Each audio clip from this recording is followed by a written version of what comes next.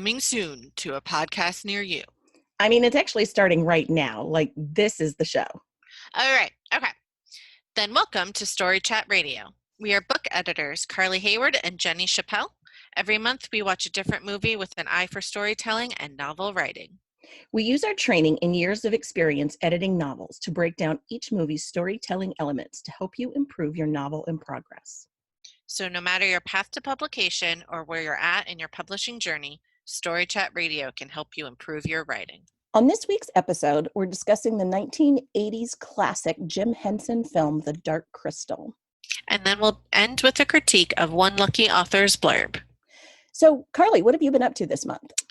Oh, let's see. Well, we had the Rev Pit 10 Queries last weekend, which was very, very fun. I had a lot of cool. Fun. I know. I love doing that too. I know. They're so fun. And I just always want to read all those books. I know. That's the hardest part about doing it.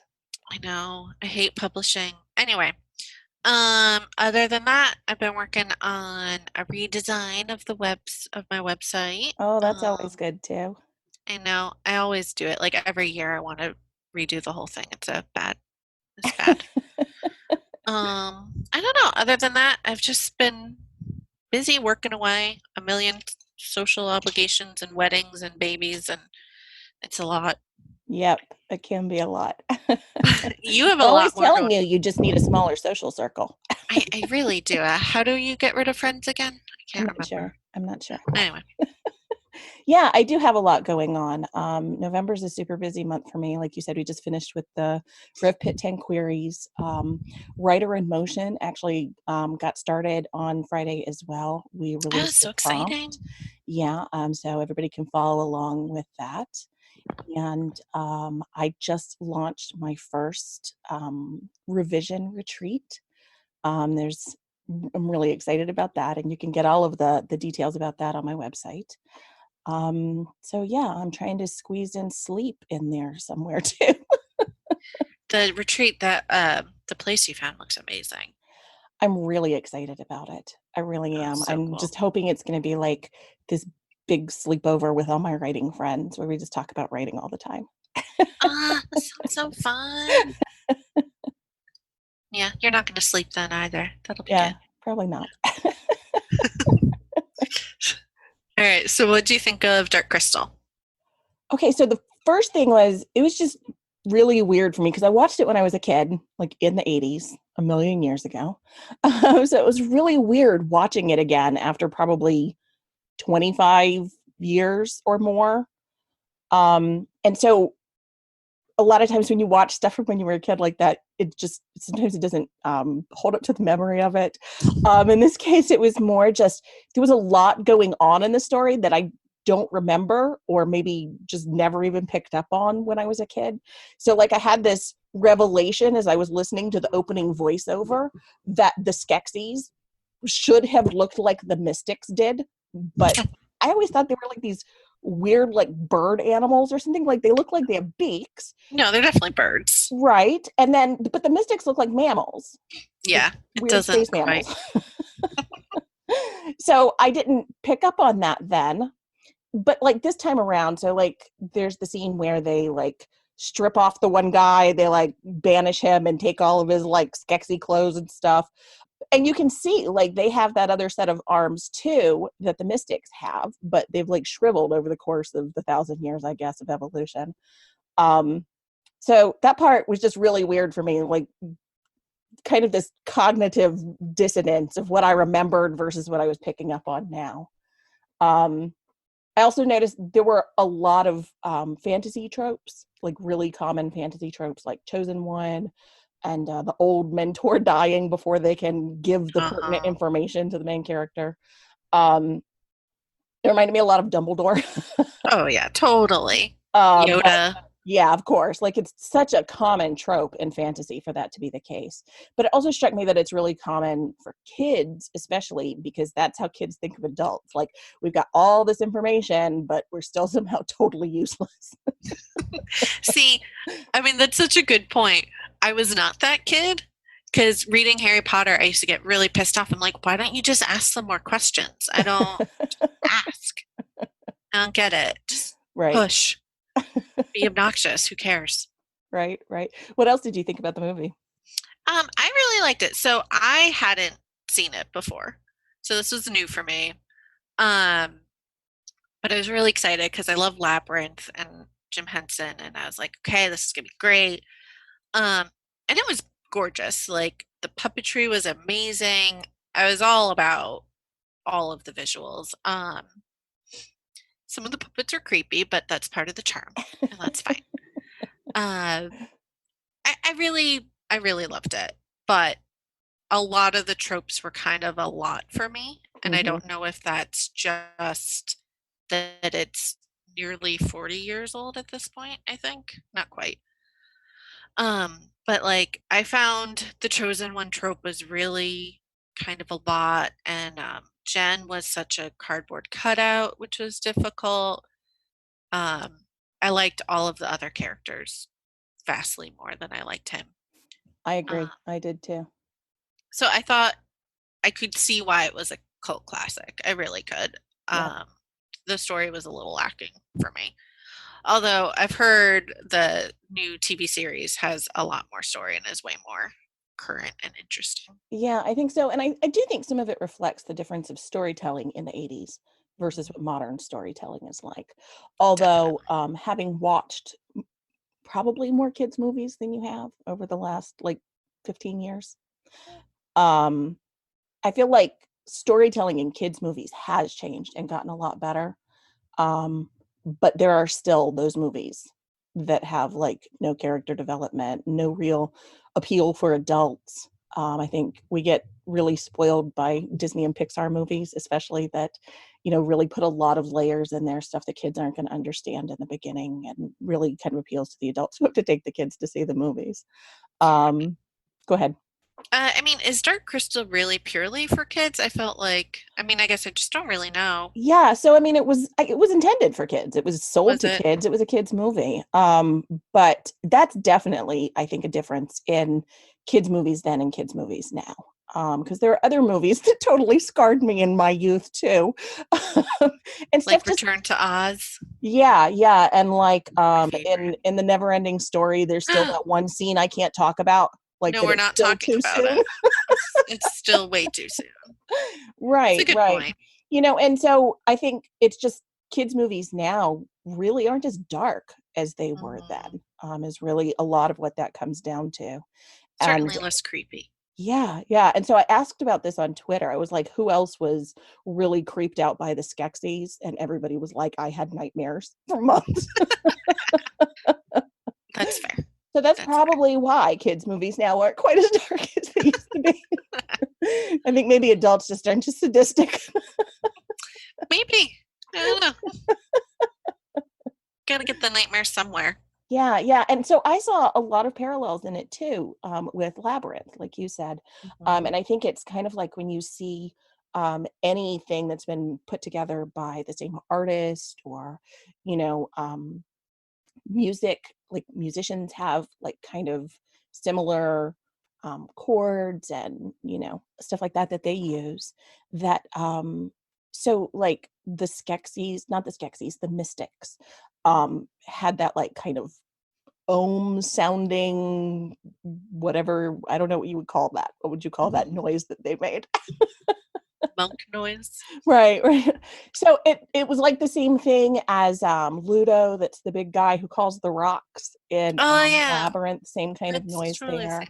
And Agra reminded me a lot of in Labyrinth. There's like the lady who lives out in the trash heap, and she's like trying to give the girl the different toys and stuff. Just the way Very she similar. spoke, and kind of the things she said reminded me a lot of that character. So it was neat kind of seeing those parallels with stuff Yeah. art with the other Jim Henson movies.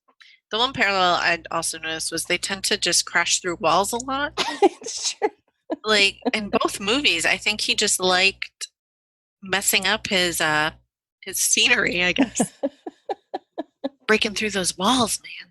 Yeah, I think it's the same thing though when you read books by the same author. that there's always these little things that carry over. And when you've read multiple books, like 3 or 5 or 10 books by the same author, you can sometimes even pick up on phrases that they like using a lot, or, particular, sometimes it's weird things like, one author I read really liked characters named Trudy.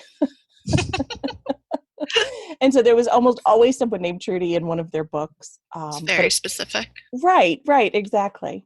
But no, I mean, I think having that one specific sound is, also something that's just this weird little thing that you might not pick up on if you didn't watch the movies close together, or you weren't as familiar with them. Like you hadn't watched Right. Labyrinth 400 times like I have. I know. I need to watch it again. It's been a couple of years. I love that. My favorite noise from this movie, which I'm pretty sure is also in Labyrinth, is all the ums from the Skeksis, especially the Yeah, Chamberlain. He kept being yeah. like, mm, He did. mm. He I did. loved it. So good. So for me, I felt like just the most effective part of this movie, the thing that pulled me in the most, was the world building. Like I had a Definitely. lot of issues. We kind of touched on some of the issues with character, and I felt like the conflict wasn't necessarily where it needed to be. Like it seemed like you said, there was a lot of just kind of like, well, we can't get in there. Let's just crash through the walls, or um, you know, something is going all along well for too long, and then all of a sudden those big like bug guys come in and attack everybody, and that's sort of the source of conflict. So I felt like the conflict was a little lacking, and the tropes were heavy for sure. um, but the world building I thought was pretty amazing, even though It's magnificent. right, even though sometimes they employed techniques that I'm not particularly fond of, in particular voiceover. Mhm. I really don't like voiceover most of the time. I think it's overused. And for me, in a movie or a television show where you are visually showing, there's often no reason for that level of telling, right? Totally. And so I can only think of a handful of examples where I feel like it's either done well or necessary. So, like, we watched Dexter, the TV show Dexter, Hmm. and I felt like it was important there to have the voiceover because his actions were so different than what was going on inside his head, because his Right. character is pretending to the outside world. He's trying to hide this part of himself. So in this movie, I felt like it was actually helpful because puppets only have so much expression. Hmm. You can't show the same level of like facial expressions and gestures with a puppet as you can with a human, obviously. um so I thought that it was really helpful, like, to have Jen's inner monologue kind of thing as a voiceover. And I really appreciated the voiceover at the beginning that gave you that almost like Star Wars scroll of like the history and the culture and how they got to be where they're at in the world. Um, so I thought that was pretty good, and it kind of led into us seeing the villains and getting a sense of the stakes and like what's really going on here and why all of this matters, like right off the bat. But I don't think it would have worked if it had gone on really any longer than it did. Yeah. Fortunately, that part was very short, and then we cut to our main characters right away. Were you going to say something? It definitely covered a lot in the beginning. I didn't love it as much. I mean, I guess you're right. We have a lot to cover when it's puppets and you have to get in that backstory. I felt like it was playing catch up a little Mm-hmm. bit. And it was like, here's everything that's happened. Okay, here we go. Mm-hmm. And I was like, okay, what's happened? I don't know. I didn't feel the importance of it Mm-hmm. because it was just like, this is all that's happened. Mm-hmm. Whereas I think had we heard it from the Yoda character, do you remember his name? I don't remember his name. The one who died early on. Did they even Yeah, say his name? I don't think so. I don't I'm remember I'm either. sure he has a name. Yeah. I think had we heard it more from him or from Jen, I might have felt more of a connection to it. Mm-hmm. And it's a common problem with voiceovers or omniscient narrators in general. They give you a lot of information that you don't necessarily feel emotional connections to. Right. Um, However, I do 100% agree that Jen's voiceovers of his internal monologue was very useful and important. Yeah, Really funny at times too. I it actually was sometimes. It's what made me like him a bit. I was like, okay. Right. Well, and I don't know if you picked up on it. The only little tiny bit of character development that I saw came from his internal voiceover, Totally. which is I think you might have commented this on your your live streaming and tweets when you were watching the movie about him saying, you know, all right, alone then, and he takes off on his journey.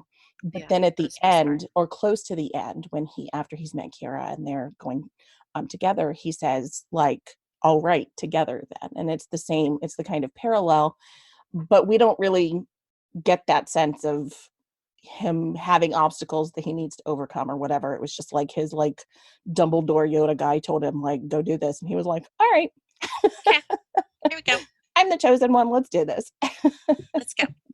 I think there was some great character development for Kira, Mm-hmm.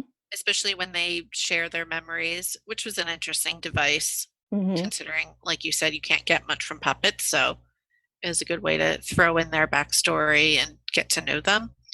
But like hers was heartbreaking when they shared all these memories. She's like, I Yeah. remember fire and everyone being kidnapped. And he's like, my first memory is waking up to my mentor being all nice and lovey. I'm Mm-hmm. like, hmm. And then she's like, and then I remember all these other awful things. And he's like, and now I'm the chosen one. I was like, yeah. Yeah. But her stuff was like really interesting. And I thought they did like a really great job with her character. Yeah, I agree. The only problem I had with Kira is that I felt like Jen knew nothing and she knew everything. That's So fair. again, I feel like it took away from the possibility of Jen resolving his own conflicts. It really took away from his agency that like from the point he met her on, she always had a solution to the problem, you know? Right. I think that was more for me, I read that as a problem in him and less of a problem in her. Yeah. For me, it was, why isn't she just the chosen one? Right. I Right. wanted the movie to just be about her. Right. I could totally see that. Whereas I think I just went a different direction with. Um, but yeah, I thought they did a really good job with the world building. I mean, it's harder in books versus movies because you have the visual aspect. Mhm. But I think one of the big things I noticed that is useful in writing is that it's very specific visuals. It's Yes. not just here is a dramatic forest. It's here's a forest and oh look, there's this random creature that you've never seen before in the Right. foreground. Like it's using very specific small things that develop the world a lot more than you would get with more general descriptions, I Yeah. think. Yeah, I agree. So the part that really stuck out for me was there's the scene where they're at the ruins, and as they sort of pan across the ruins in the foreground, there's this like stack of stones, and they each have very intricate carvings on them. And something about that to me was just like, you could have, showed the whole thing, the whole set of ruins that, all has this intricate carvings and whatever. But instead, you start the scene by showing us this one detail that really sets the tone, and gives us kind of all the information we need to know right there. It gives it this feeling of it being a sacred space. We know that this used to be really important to people. And because of it just sort of being this stack instead, we get that sense of that this is something that, time has almost sort of forgotten. Mhm. Um, we get all of that with just this one little detail. So I think it's a really important point for authors to think about in their writing. So what are the details that you want to give to show what your world is about? So I think, like you said, it has to be these very specific details. Um, if you did have that scene where they just sort of like pan across and focus in on every single stone and we saw all of them, it would feel like some kind of weird puppet rock documentary. Whereas like in a book, you can't focus on all the details there either, or it just feels like you're giving us this encyclopedic knowledge of your world as opposed to, really telling us a story. So authors need to ask how a detail fits in overall, what it tells the reader about the world, and why that particular detail is more important than others. Exactly. I think the big rookie mistake a lot of authors make in world building is filling it with all of these details that will flesh out the world, but they don't mean Mm-hmm. anything to the characters, or they're too broad. Um, and of course, I mean, those Mm-hmm. details can be great, but each one needs to be special, or else why are we reading about it? What is new and different, and why is this detail important? Like you said, what does it show about what your characters care Right. about? Are you're showing these ruins because this is important to your characters. They're not just walking Right. past them, you Right. know? Um, and what does it show that's specific to this world that's not in every other fantasy world you've read before? Right. You know, you really need to like have very telling detail that fleshes out the world and the characters, and um, just really specific things. You don't want to spend a paragraph talking about the meadow they're walking through. You want to show the two-headed dragonfly that they Right. pass Right. instead. Like those specific details can bring the world to life more than broad Right. So strokes, you know? sometimes when I'm talking to an author about how to increase their world building, I'll tell them to think about what's, like you said, what's different, what's interesting about this world. You don't have to tell us what a stone wall looks like. We know what a stone wall looks like. It's the carvings in it that are specific to this world. It's how it's put together. In the movie, I noticed there was a scene.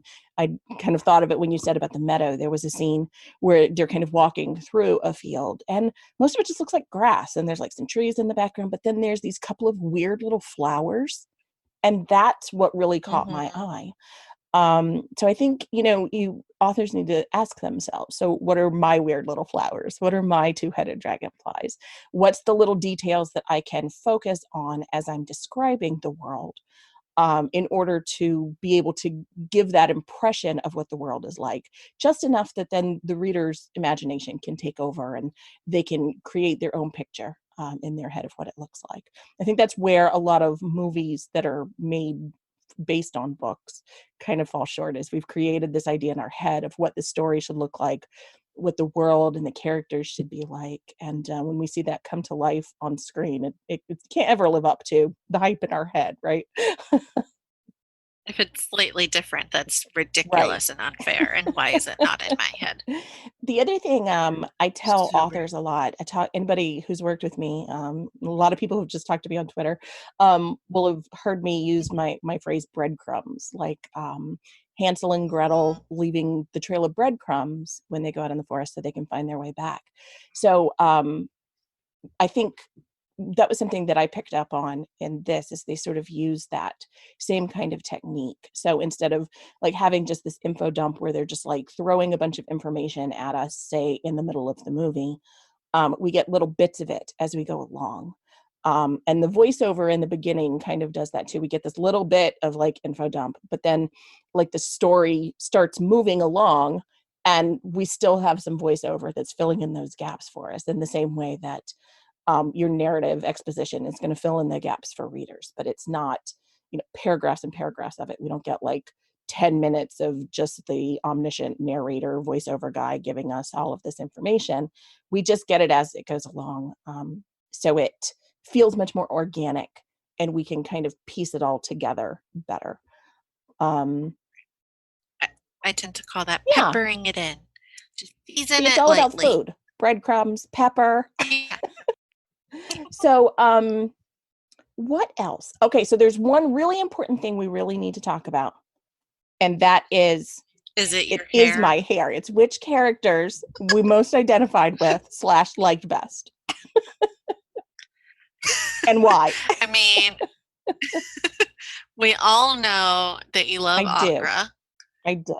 I mean, she I was feel great. like looking at her gives everybody an idea of what my hair looks like every morning when I wake up.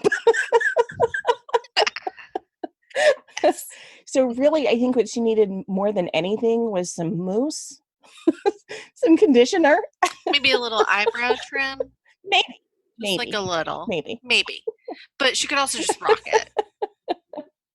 Totally I up to also her. like that she's sassy and sarcastic, and when she is questioning Jen when he first gets into her room, and she's like, whoever his master had died, and she's like, oh, where is he?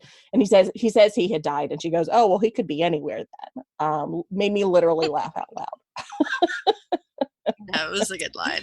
She was really great. So she was also another example about like very specific details that will flesh out your Yes, characters and the yes. world. Not to derail this conversation, but so like her Yeah, hair is a complete yeah. mess. I mean, relatable.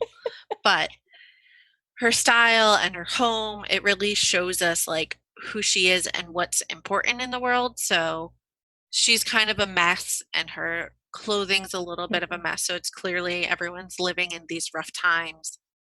But then she brings into the big like cosmology. What's that Oh, called I don't when know. I was thinking the same the sun thing. and the Yeah. stars, the Hmm. planets move around? I can't remember.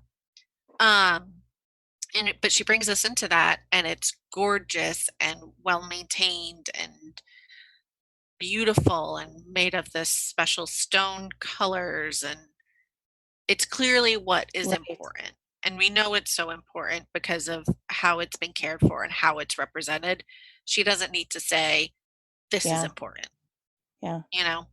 So we learn through those details, and those important details like really flesh out where this world is. And if you hadn't picked up that there was three suns before, you It's do true. now.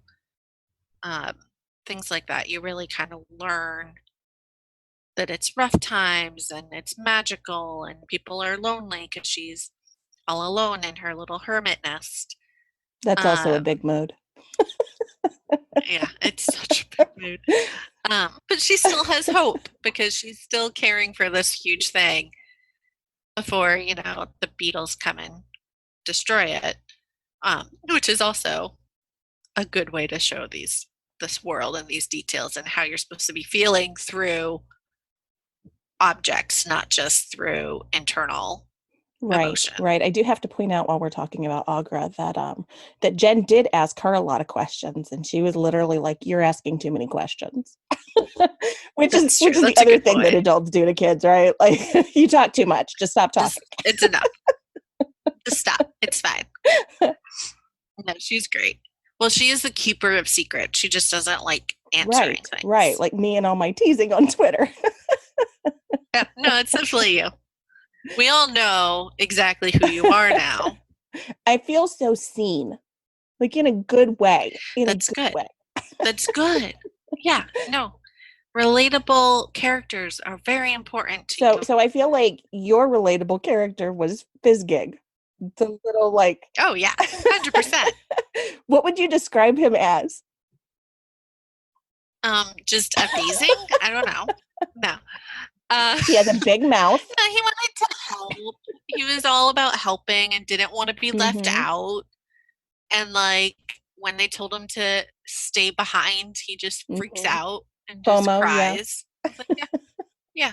That FOMO is It very is. It relatable. is. And also Like, how dare you tell me yeah, not and to also help? him sort of jumping at the big beastie that comes out, the big frog beastie. He like kind of Yeah, jumps at him, but then so the brave. frog kind of jumps back and he's like, "Oh wait, I'm just this little fuzzy guy." Oh no, I bit off too much more than I can chew. Oh no.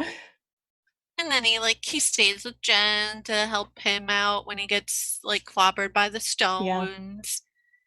No, he was amazing and clearly the hero of the whole movie. I agree with that. I agree with that.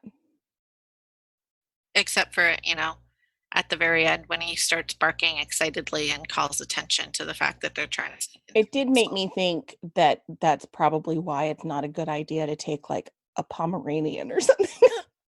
on a mat on an I like an mean, epic journey. but did you want to tell him he couldn't come after he No, cried? no. No. You know, I'm bad at And he saying did no to help. animals. Oh, Yeah. me too. Yeah, he's amazing. I think he helped way more than he hurt. Besides Kira getting killed, which was maybe his fault, but she comes back. Spoiler It's fine. alert. Okay, this movie is so old. It's fine. We should just put spoiler alert at the beginning of We all of our probably should recordings. have it like really big letters on the website too. I think so because we can't get into the story if we can't talk It's about the very true. end. It's very true. Speaking of which, though, with your whole Skeksis and what were they Mystics. called again? Mystics looking similar. Once they come back together, they look nothing like either. They really don't. They really don't. I was very I confused know. by that. They had much better posture. They did. I mean, they weren't beaten down by being So maybe that's separated, what it was. maybe. Maybe if they had all had good posture, that's what they would have looked like from the beginning. So the real moral of the story is if you have good posture, you're a good It might person. be. I think the real Okay. moral of the story is listen to the crazy old lady and be nice to animals. Yep. Yep. Take the Pomeranian on the adventure, but teach it to Yeah. be Yeah. quiet. Only if it's well trained. Yeah. Yeah. Which I'm serious, Fizgig was very well trained. Other than the barking. Other than the barking at the very end. But like he just got Yeah. overexcited. I understand that. You're like, oh my god, Kira, you're still alive. I'm Yeah. here. Oh, whoops. And let everybody know where we are. So what else? What else do you have to other thoughts do you have about the movie that we haven't covered, or about world building in general, and how authors can apply some of this to their writing? So I would say my most important note with world building is don't put it all up front. Have your characters interact with the world, which very much is seen in this movie. Like, yeah, he travels through areas and you get like those big visuals, but the more important stuff is when he's interacting with it. And I think Mm-hmm. that builds the world way more than just laying it all out there. So breadcrumbing or peppering it in, um, showing just how the characters interact with it and what they care about. It can care in a hateful way. They don't have to like it. But why is this detail important? Mm-hmm. Um, just really like have your characters interact with the world in order to show the world. Would be my biggest tip. What about you? Yeah, no, I think that's the most important aspect of world building as well, is you want to break it up into small, manageable bites and spread it throughout the manuscript. So I think one thing that I often tell authors is think about what the reader needs to know right now in order to understand just what's happening in this scene.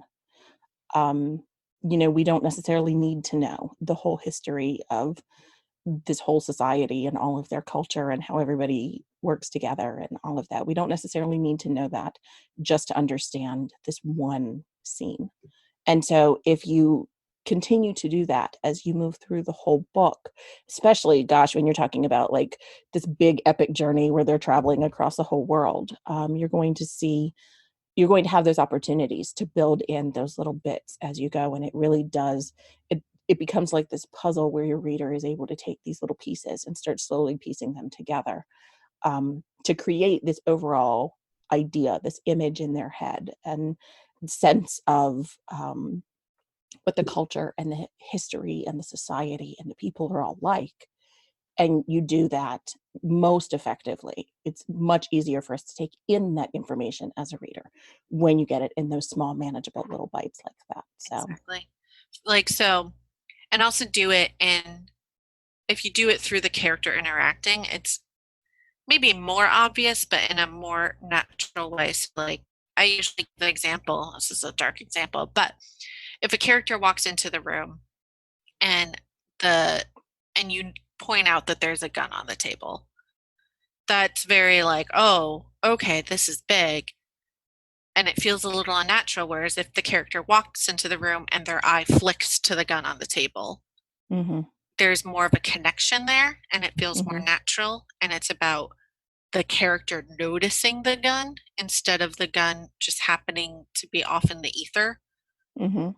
And I think making those connections of like interaction is really Mhm. important and very well done in this movie in particular. Yeah, I think so too. I think so too. So yeah, that's it. So with world building, it's really important to think about meaning.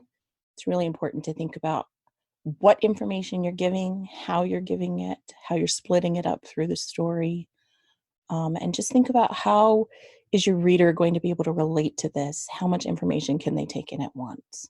So we have our first ever blurb critique as well. Yay. And so, what this particular book had in common with The Dark Crystal is that it has parallel plot lines. So, in The Dark Crystal, there's kind of the villain plot line and the hero plot line that we follow throughout the course of the story. And this particular manuscript, it's an adult fantasy, so it's also fantasy. That's similar. But this particular one has like a male main character and a female main character that we're following through their plot lines. But unlike the Dark Crystal, where we did not like the male and female main characters equally, we just wanted it to be all Kira and Fizgig and Agra. I mean, how amazing would that story have been? I would totally watch that spinoff. Okay, so here we go. Next season of Right? Dark Crystal cannot is I think right now it's a prequel. Should take place Yeah. after just Kira Agra and Fiskig. Yeah. Dark Crystal hashtag girl power. Yes, that's it. Yeah, yeah. So the main thing that stood out to me in this blurb is that it had a real sense of humor about it, and that the voice conveyed to me that the book would also have some humor in it. What were your thoughts about the blurb? Totally agree. That was my favorite part. I loved the humor. I think in your blurb or your query, it's really easy to get caught on getting the facts out there and get and using like catching words or shoot, what's the word I'm looking for? Like words that are gonna catch people's eyes or work well in algorithms and Hmm. things like that. That you forget to convey your voice. I've seen it in a lot of blurbs too, but especially in queries, authors will end it with like, this is a humorous, exciting tale or something like that. And I'm Right, like, I don't want you to tell me that. I want to feel that from the way this query or this blurb is written. right. Like really put your voice in there. The facts and the characters are slightly less important to me than the Hmm. voices. Hmm. I mean, the fact like don't lie and like get your information out there, but I think this one really showed that humor really well. Hmm. Um, my biggest concern would be it doesn't always follow through with it, The humor. with the humor. Hmm. There's like a cute framing device where it was like tip number one. I'm not quoting it exactly, but women don't like to be called wenches, which was really funny for the tone. But there's no tip number two. Right. And I kind of wanted that to frame each paragraph of this blurb. Mhm, So and like make there's not really a connection to the story for us to get those tips either. right, It's not like we know that this is gonna be like, the character is studying tips about women or something. right. And I think like it could have been a cool framing device. I felt the humor from it, but like it's a fun way to do it, but make sure you're kind of keeping those, especially when you have parallel characters, you keep those parallels very obvious Mhm, and frame it well. You don't want to like spend all your time showing that character A is really funny and then switch your tone for character B kind of a Mm-hmm. thing. Keep it So, consistent. yeah, you said something about voice. You were talking about voice in the query or the blurb, and I've seen some confusion out there in the writing ether about what voice means in a query or a blurb, and how that is different than like narrative voice, how it's different than a character's voice. So one thing I'd like to kind of clarify is that you don't necessarily need to use the same voice that you use in writing the story when you're writing the blurb or the query. You don't want to write it from a character's point of view, Definitely not. even though I've seen some people say that that's how they take the advice about using voice. Really, what it comes down to, though, is everything that you write has a voice to it, whether that's an email, if it's a text, if it's, just a tweet, there is a voice in what you write. So you need to think about what voice you're using when you're writing a query or a blurb. And really what it comes down to is voice is just you're injecting some personality into what you write. You're making it so that it's not boring, it's not dry and hard to read. You just want it to have some personality in it. So I totally agree with what you said about not focusing so much on just using sort of catching words or words that are going to hook a reader. And sometimes it's better to start more simply and make sure you're getting that voice really nailed down with your word choice. And it's especially hard in a blurb or query because you have such limited word count. Definitely. A query should be like 350-ish words to maybe 450 at the most, because you're trying to get it all on one page. But that's also got to include your paragraph that says like what all of the information about the book is, and it's also got to include your bio and All you that know metadata goodness. yes, and all of that stuff, kind of a personalized heading for the agent. So you've got to take all of that out. So that leaves you with like 200, 250 Yes. words. And so it really means that like every word counts. So when you're writing these, make sure you're thinking about word choice and how that's conveying that voice, and that mood that you're trying to get across with your book. So Definitely. overall, this was a good blurb, though. It made me want to read the book. Oh yeah, it's a great blurb. It was. I didn't have very many critiques of it. Right. It had a lot of personality, which is a good alternative word for voice. Yes. Um, I definitely don't want to read something from a character's perspective in a blurb or in a query. I think it throws me off too much. And I agree, it Hmm. doesn't have to be the exact same voice, but it should be reflective of it. I've Hmm. read some like really funny queries or blurbs, and then you get to the book and it doesn't have that same humor Yes. Or the opposite. or the opposite. And I'm like, Yeah. where was this? I want it to match. It doesn't have to be Yes. exact because they are different beasts, but yeah, really get frame it well, make things match. It should all flow together. Great. Would be my big point. Yeah. I think that's great advice. Yeah. All right.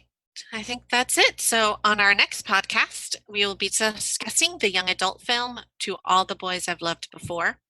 Since this one is based on a book, we want to be clear that we will only be talking about the storytelling in the movie and not the book. So, please keep that in mind. We will also have another query or blurb critique. If you want your query featured on the podcast, you can find the details about how to do that at our website, storychatradio.com. You can also find our podcast on our website, storychatradio.com, or you can follow us on Spotify or subscribe to Story Chat Radio on iTunes. While you're there, leave us a rating. You can also follow us on Twitter and Instagram at Story Chat Radio, all one word. Coming soon to a podcast near you. No, Carly, we already did the podcast. Oh, duh. Right. Thanks for listening.